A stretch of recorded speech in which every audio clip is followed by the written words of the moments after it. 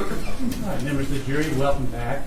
I want to reiterate that both parties and the court continue to appreciate your diligence and dedication during this case. If I could see by a show of hands anyone made contact with information about this case since you left last week. Any hands? I see no hands.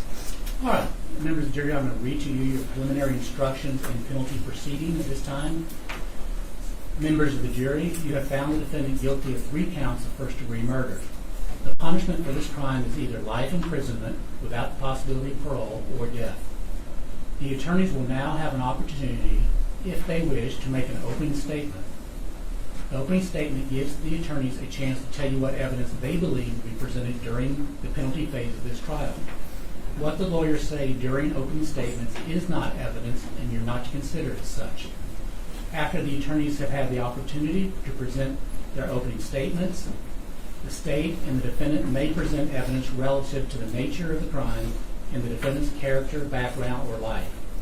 You're instructed that this evidence, along with the evidence that you heard during the guilt phase of the trial, is presented in order for you to determine, as you will be instructed, 1, whether each aggravating factor is proven beyond a reasonable doubt, 2, whether the aggravating factors found to exist beyond a reasonable doubt are sufficient to justify the imposition of the death penalty, 3, whether mitigating circumstances are proven by the greater weight of the evidence, 4, whether the aggravating factors outweigh the mitigating circumstances, and 5, whether the defendant should be sentenced to life imprisonment without the possibility of parole or death.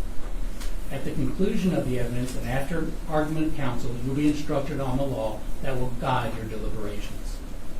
Aggravating factors. An aggravating factor is a standard to guide the jury in making the choice between a verdict of life imprisonment without the possibility of parole or death. It is a statutorily enumerated circumstance that increases the gravity of a crime or the harm to a victim.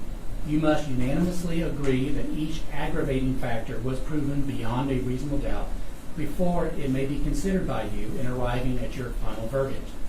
In order to consider the death penalty as a possible penalty, you must unanimously determine that at least one aggravating factor has been proven beyond a reasonable doubt. The state has the burden to prove each aggravating factor beyond a reasonable doubt. A reasonable doubt is not a mere possible doubt, a speculative, imaginary, or forced doubt. Such a doubt must not influence you to disregard an aggravating factor if you have an abiding conviction that it exists. On the other hand, if after carefully considering, comparing, and weighing all the evidence, you do not have an abiding conviction that the aggravating factor exists, or if having a conviction it is one which is not stable, or one which wavers and vacillates, then the aggravating factor has not been proved beyond a reasonable doubt, and you must not consider it in providing your verdict on the appropriate sentence to the court. A reasonable doubt as to the existence of an aggravating factor may arise from the evidence, conflicts in the evidence, or the lack of evidence. If you have a reasonable doubt as to the existence of an aggravating factor, you must find that it does not exist. However, if you have no reasonable doubt, you should find the aggravating factor does exist.